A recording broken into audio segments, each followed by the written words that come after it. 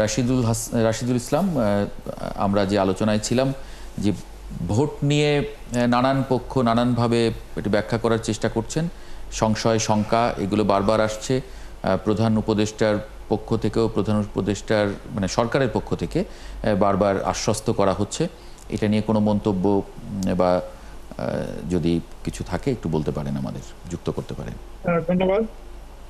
দেখুন, আগামী যে জাতীয় নির্বাচন, যে নির্বাচনের কথাটি সরকার থেকে বারবার বলা হচ্ছে যে 15ই ফেব্রুয়ারি, দ্যাট মিনস ফেব্রুয়ারি প্রথমার্ধের মধ্যেই অনুষ্ঠিত হবে। এবং গতকাল আমাদের মাননীয় প্রধান উপদেষ্টার প্রেস সচিব খুব জোর দিয়ে বলেছেন যে পৃথিবীর কোনো শক্তি নাই যে নির্বাচনকে ঠেকাতে পারে। এবং আমরাও মনে করছি যে মানে সরকারের যে তৎপরতা এবং নির্বাচন কমিশনের যে তৎপরতা, তাতে মনে করছি যে নির্বাচন ফেব্রুয়ারি প্রথমার্ধের মধ্যেই অনুষ্ঠিত হবে। কিন্তু এখানে ওই অর্থে চ্যালেঞ্জ বলতে যে খুব বড় চ্যালেঞ্জ আছে সেটা আমি মনে করি না। যারা ফ্যাসিবাদী সরকার ব্যবস্থার মধ্যে যারা ছিল, তারা অবশ্যই কিছুটা মানে অপতৎপরতার মাধ্যমে তাদের একটা স্পেস তৈরি করার একটা চেষ্টা করবে, যেটা এবং যে বিষয়ে আমার মনে হয় সরকারও খুব তৎপর। এবং গতকাল কিন্তু সরকার এই বিষয়ে আইন শৃঙ্খলা কমিটির একটি মিটিং সরকারের পক্ষ থেকে বলা হয়েছে যে এই ঝুটিকা মিছিল বা এই ধরনের তৎপরতার বিরুদ্ধে সরকার আইন শৃঙ্খলা বাহিনীকে খুব তৎপর থাকতে বলেছেন।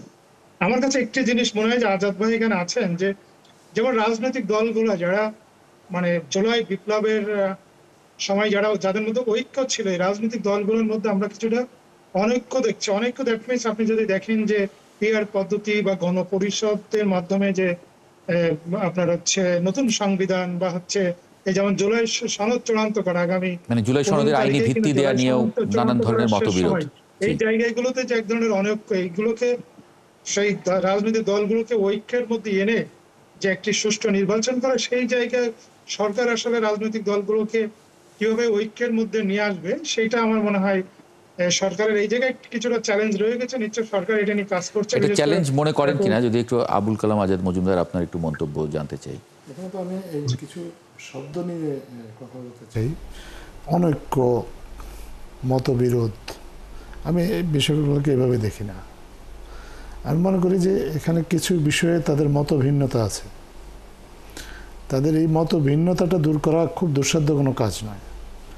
দুঃসাধ্য কাজ নয় এই কারণেই যে কারণ তারাও জানে যে আমাদের সবার একটা জাতীয় ঐক্যমত্য এই মুহূর্তে দরকার, কারণ এই ঐক্যটা বিনষ্ট হলে কিছু কিছু পক্ষ সুযোগ নিতে পারে।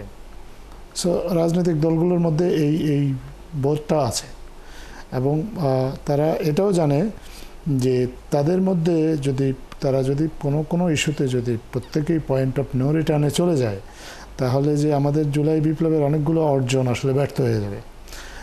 এই ব্যর্থতার জন্য জনগণ কিন্তু তাদেরকেই দায়ী করবে যদি কেউ তার নির্দিষ্ট কোনো কারণে এই জুলাই বিপ্লবের অর্জনগুলোকে ব্যর্থ করে দেয়। তো এইটা আমার মনে হয় না এই ঝুঁকিটা আমাদের কোনো রাজনৈতিক দল এই মুহূর্তে নেবে। সো রাজনৈতিক দলগুলো যথেষ্ট এ বিষয়ে সচেতন আছে। তাদের মধ্যে মতভিন্নতা আছে একটা গণতান্ত্রিক সমাজে, যেটা আমরা আশা করি, এবং একটা গণতান্ত্রিক পরিবেশ যেটা আমরা তৈরি করার চেষ্টা করছি, সেখানে এই মতভিন্নতাটা থাকবে।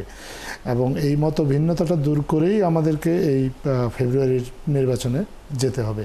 আর মতভিন্নতা যদি থেকেও যায়, আমি মনে করি যে সেটা এমন কোনো বিরাট কোনো সমস্যা তৈরি করবে না, কারণ এই মতভিন্নতা নিয়েই আসলে তারা মানুষের কাছে যাবে। আমরা এখন যে শব্দের রাজনীতি দেখি বা শব্দের কথামালা দেখি, যে মানে অনেক কিছুতেই মানে এখন সব কিছুকে অনেক সময় আমরা দেখি যে কিছু কিছু ব্যক্তি আছে মব হিসাবে চালিয়ে দেয়। সাধারণ কোনো ঘটনাকেও মব বলতে খুব ভয় পায়, কারণ এই ধরনের ঘটনা আগে অনেকবার ঘটেছে, তখন কিন্তু মব কেউ বলতো না।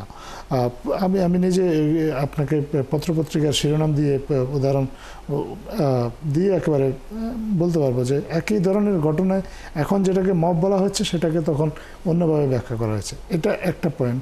আবার এই যে আপনার যে রাজনৈতিক কিছু ইস্যুতে যে মতভিন্নতা, এটাকে বিরোধ বলে। বিরোধ মিনস একেবারে এটা তারা কনফ্লিক্টিং সিচুয়েশনে আছে, এরকম তো না। এটা তাদের মধ্যে ডিফারেন্স অফ ওপিনিয়ন থাকবে, চাওয়া পাওয়ার ভিন্নতা থাকবে। যদি ভিন্নতাই না থাকে তাহলে তো আর তারা আলাদা রাজনৈতিক দল কেন?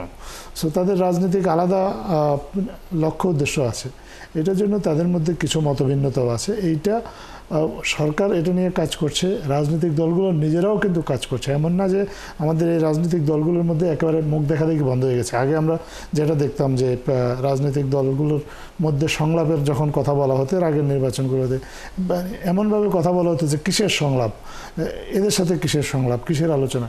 এখন তো বিষয়টা এরকম না, রাজনৈতিক নেতৃবৃন্দও কিন্তু পরস্পরের সাথে আলোচনা চালিয়ে যাচ্ছেন, তাদের সামাজিকভাবে দেখা সাক্ষাৎ হচ্ছে, তারা রাজনৈতিকভাবেও তারা আলোচনা করছেন, কথা বলছেন, কথা বলে বিভিন্ন জায়গায় তাদের অবস্থানটা ব্যাখ্যা করছেন, তারা তাদের মতটাকে বা তাদের চাওয়াটাকে এস্টাবলিশ করার চেষ্টা করছেন। এটাকে আমরা মতবিরোধ বা অনৈক্য এই ধরনের শব্দ ব্যবহার করে আমরা মনে হয় পরিস্থিতিটাকে আরও বেশি ঘোলাটে করার চেষ্টা করছি। আমরা এই শব্দগুলো ব্যবহার না করে আমরা যদি এটাকে মতভিন্নতা হিসেবে দেখি, ডেমোক্রেটিক একটা প্র্যাকটিস হিসেবে দেখি, তাহলে আমার মনে হয় বিষয়টা সবার জন্য সহজ হয়। মানে এটা নির্বাচন সামনে আসলে কি এটা বাড়বে না কমবে বলে মনে করেন? না, নির্বাচন সামনে আসলে রাজনৈতিক মতভিন্নতা তো থাকতেই পারে। যার যার মত নিয়ে, যার যার ইশতেহার নিয়ে তারা জনগণের কাছে যাবে, তারপর জনগণ সিদ্ধান্ত নেবে কার ইশতেহার তারা পছন্দ করবে বা কার মতটাকে তারা সঠিক বলে রায় দেবে, সেটা তাদের বিষয়। এটাই তো নির্বাচনের সৌন্দর্য। এটা আছে বলেই তো আসলে গণতন্ত্র। নাহলে তো আপনি এখন সরকারের কারা থাকবে সিলেক্ট করে দিয়ে দিতে পারতেন যে গণমাধ্যম চাচ্ছে পপুলার ক্যান্ডিডেট হচ্ছে উনি, তা না। কারণ প্রত্যেকের নিজস্ব রাজনৈতিক মতামত থাকবে এবং এই মতামতটাকে আসলে তারা যদি একমত না হতে পারে তাহলে তারা মানুষের কাছে এটা উপস্থাপন করবে, মানুষের সিদ্ধান্ত নেবে। কারণ আলটিমেট ডিসিশন মেকার কিন্তু পলিটিক্সে জনগণকেই হইতে হবে এবং এটা হওয়া উচিত। এটা যতক্ষণ পর্যন্ত না হবে ততক্ষণ পর্যন্ত রাজনৈতিক সংস্কৃতিটা সুস্থ কোনো রাজনৈতিক সংস্কৃতি হবে না। জি।